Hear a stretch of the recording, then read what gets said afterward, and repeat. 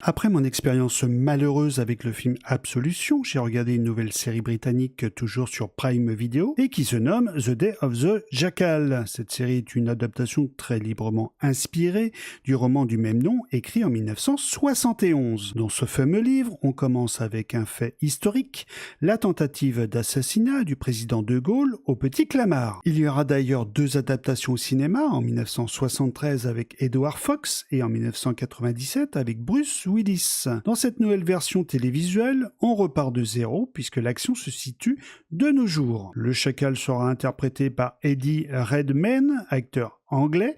Il est connu pour avoir joué dans le film Les Animaux Fantastiques et aussi dans la série télé Les Piliers de la Terre. Il y a aussi Lashana Lynch, actrice britannique que l'on a pu voir dans Mourir peut attendre, Captain Marvel et bien d'autres. Tu comprendras très vite que tu ne regardes pas Mon curé chez les nudistes. Ici, on rigole pas et ça tire partout. Les éclairages et les cadrages sont bons, les décors sont magnifiques et les vues dans les villes sont bien filmées. Les acteurs et actrices jouent bien et sont crédibles. Le scénario se complexifie au fur et à mesure que l'histoire avance.